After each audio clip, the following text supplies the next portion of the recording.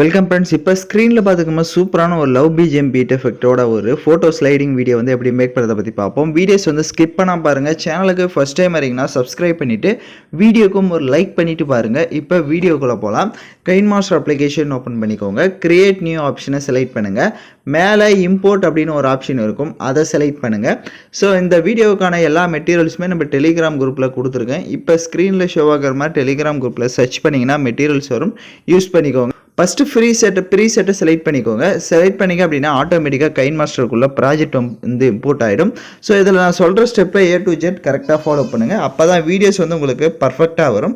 So இதில் பார்த்தீங்க அப்படின்னா ஃபஸ்ட்டே வந்துட்டு உங்களுக்கு ஃபோட்டோஸ் வந்து கொடுத்துருப்பேன்.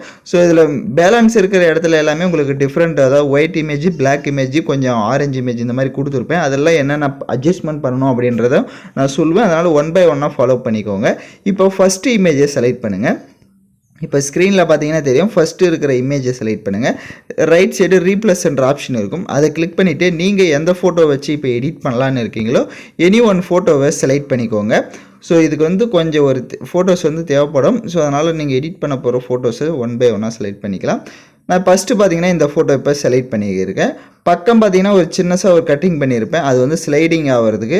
ஸோ அதுக்கும் அதே மாதிரி தான் அந்த ரீப்ளஸ் ஆப்ஷனை கிளிக் பண்ணிவிட்டு இப்போ நீங்கள் எந்த ஃபோட்டோவை செலக்ட் பண்ணிங்களோ அதே ஃபோட்டோவை அந்த இடத்துக்கு செலக்ட் பண்ணுங்கள். கரெக்டாக நேராக பார்த்தீங்கன்னா உங்களுக்கு தெரியும் அந்த ஃபோட்டோவை பக்கம் அது இருக்கும். இப்போ செகண்ட் ஃபோட்டோவை செலக்ட் பண்ணுங்கள். அதே மாதிரி ரீப்ளஸ் ஆப்ஷனை கிளிக் பண்ணிவிட்டு நெக்ஸ்ட் ஏதோ ஒரு இமேஜஸை வந்து நீங்கள் செலக்ட் பண்ணுங்கள். இப்போ இந்த இமேஜை செலக்ட் பண்ணியிருக்கேன். அதே மாதிரி பக்கம் ஒரு சின்னதாக ஒரு ஃபோட்டோ இருக்கும் பாருங்கள், அதே ஃபோட்டோ தான். அதே மாதிரி ரீப்ளஸ் ஆப்ஷனை கிளிக் பண்ணிவிட்டு சேம் இப்போ ஆட் பண்ண ஃபோட்டோவை செலக்ட் பண்ணிக்கோங்க. உங்களுக்கு ஏதாவது ஒரு ஃபோட்டோஸை வந்துட்டு நீங்கள் கொஞ்சம் ஜூம் பண்ணணும் இல்லை எதாவது பண்ணணும் அப்படின்னா கிராப் ஆப்ஷன் போயிட்டு உங்களுக்கு தேவையான அளவுக்கு ஜூம் பண்ணிக்கோங்க.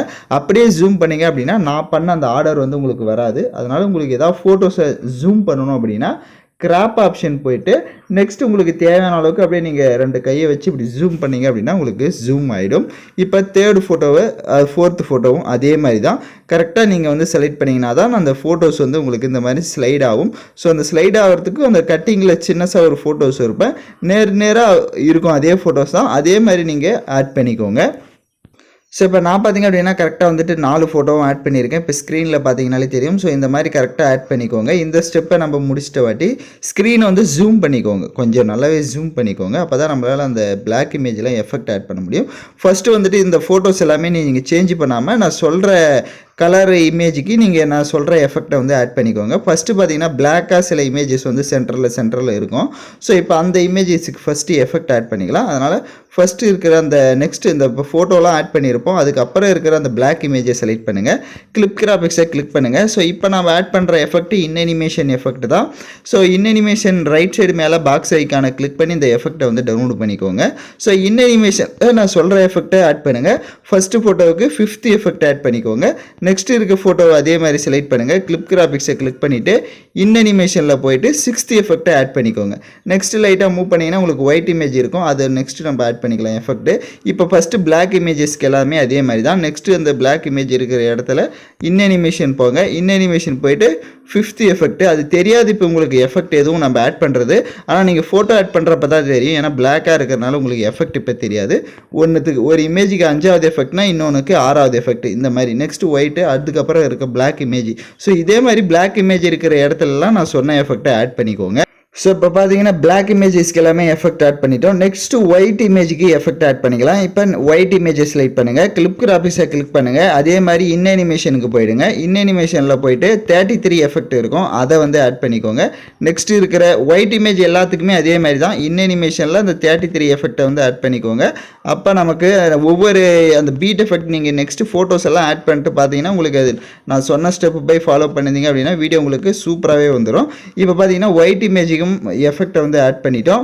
இப்போ நெக்ஸ்ட் கடைசியில் மூவ் பண்ணிங்கன்னா அந்த ஆரஞ்சு இமேஜ் இருக்கும், அதை செலக்ட் பண்ணுங்கள்.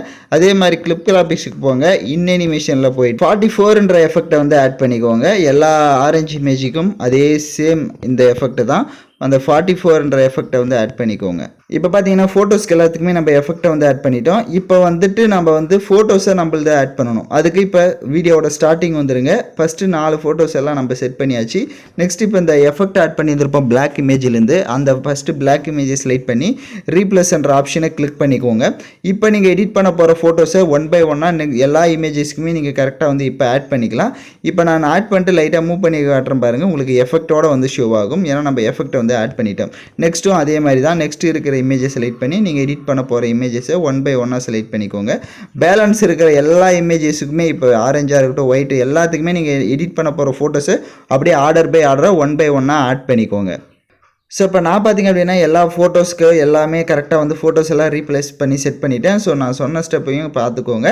ஸோ யாருக்காவது ஏதாவது டவுட்ஸ் இருந்தால் வீடியோஸை வந்து ரிவைன் பண்ணி பார்த்து கூட முதல்லேருந்து கூட பார்த்து எடிட் பண்ணுங்கள். அப்போ தான் வீடியோ வந்து உங்களுக்கு பர்ஃபெக்டாக இருக்கும். இப்போ வீடியோவோட ஃபஸ்ட்டுக்கு வந்துட்டு லேயர் ஐக்கானை கிளிக் பண்ணுங்கள்.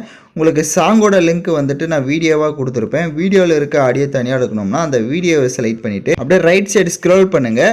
எக்ஸ்ட்ராக்கு ஆடியோன்னு இருக்கும். அதை கொடுத்துட்டிங்கன்னா வீடியோவில் இருக்க ஆடியோ தனியாக வந்துடும். இப்போ அந்த வீடியோவை லெஃப்ட் சைடு டெலிட் ஆப்ஷனை கிளிக் பண்ணி டெலீட் பண்ணிக்கோங்க.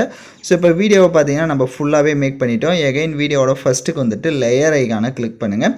ஹார்ட் எஃபெக்ட் வீடியோ வந்து கொடுத்துருப்பேன். ஸோ அந்த வீடியோவும் செலக்ட் பண்ணிக்கோங்க.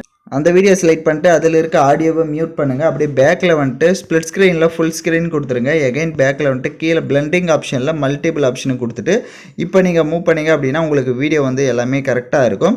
ஸோ வீடியோஸை வந்துட்டு நான் சொன்ன மாதிரி எல்லா ஸ்டெப்பும் ஃபாலோ பண்ணியிருந்தீங்க அப்படின்னா உங்களுக்கு வீடியோ வந்து கலர்ஃபுல்லாகவே வந்திருக்கும். அதே மாதிரி ஏதாவது ஒரு ஃபோட்டோஸ்க்கு அட்ஜஸ்ட்மெண்ட் ஸ்டேச்சுரேஷன் கான்ட்ராஸ்ட் இதெல்லாம் வேணும் அப்படின்னா எந்த ஃபோட்டோஸ்க்கு வேணுமோ அந்த ஃபோட்டோஸை வந்து நீங்கள் செலக்ட் பண்ணி அந்த அட்ஜஸ்ட்மெண்ட் எல்லாம் செட் பண்ணிக்கோங்க. ஸோ வீடியோ கண்டிப்பாக யாருக்கெல்லாம் பர்ஃபெக்டாக ஃபஸ்ட் டைமே வந்ததோ அவங்களாம் வீடியோக்கு கீழே வந்து மறக்காமல் கமெண்ட் பண்ணுங்கள். யாருக்காவது இந்த வீடியோ வேணும் பண்ண வரல உங்களுக்கு அப்படின்னா வாட்ஸ்அப்பில் வந்து நம்மளை காண்டாக்ட் பண்ணுங்கள். நானே உங்களுக்கு எடிட் பண்ணி கொடுக்குறேன். ஸோ இப்போ மேலே எக்ஸ்போர்ட் ஆப்ஷனை கிளிக் பண்ணி எக்ஸ்போர்ட் பண்ணிடுங்க. ஓகே ஃப்ரெண்ட்ஸ், இந்த வீடியோ பிடிச்சிருந்தால் லைக் பண்ணுங்கள், ஷேர் பண்ணுங்கள், சப்ஸ்கிரைப் பண்ணிவிட்டு கூட இருக்க பெல் பட்டனையும் கிளிக் பண்ணுங்கள். அப்போ தான் நம்ம சேனல்ஸில் போடுற எல்லா வீடியோஸோட நோட்டிஃபிகேஷன்ஸும் உடனடியாக வரும்.